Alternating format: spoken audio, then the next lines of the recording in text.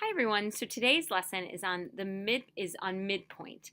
First, we're going to talk about midpoint on a number line or of a segment. Okay, and we've been talking about this in class, so it shouldn't be completely new to you. When we want to find midpoint of a segment, there were lots of ways that we could do it, but we came up with the idea that you could take the average of the endpoints. And when we're finding the average of endpoints, it means there's two endpoints, right? If it's on a segment. So we could take the two endpoints, call them A and B, and then add them together and divide by 2.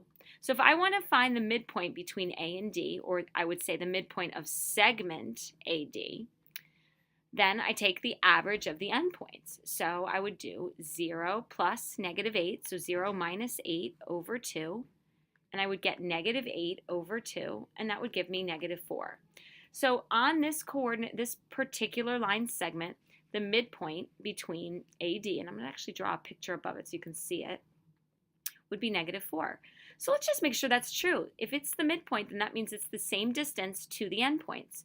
So 1, 2, 3, 4, and 1, 2, 3, 4. So yes, -4 is the coordinate of the midpoint.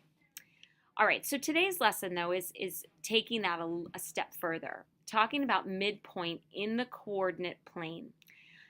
Okay, well, we can follow the same rules for finding midpoint of a segment, but we have to realize coordinate planes deal with that coordinates, and coordinates have both an x and a y.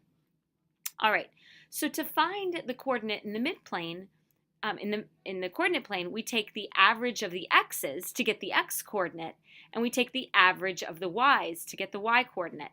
Okay, so the average of the x's, is going to give me the x coordinate, and the average of the y's is going to give me the y coordinate. All right, let's try it out. Couple suggestions. Number one, I always like to label my points. So I'm going to call this one x1, y1, and this one I'm going to call x2, y2.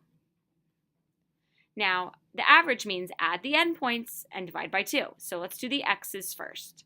So we can do x1 plus x2, so 3 plus 7 all over 2, which gives me 10 over 2, which is 5. So I know the coordinate of the midpoint QS is 5, the x coordinate. Now I got to do the y. It's got negatives in it, so I got to be careful. So I add them together. So 5 plus -9 means 5 minus 9 all over 2, the average of the y coordinates, which is going to give me -4 over 2, which is -2. So the coordinate of the midpoint is 5, -2. Well, I would like to plot the points. I'm going to plot 3, 5. It's right about here. And I'm going to call that Q. And I'm going to do 7, -9, so down here, and that's S. And if I actually attach them or connect them to make a segment, okay, now my picture's not so good, then I know that my point has to be somewhere about here, somewhere around there, and my graph's bad, but 5, -2 looks like it's pretty close. So there's that coordinate of the midpoint. All right, let's try one more.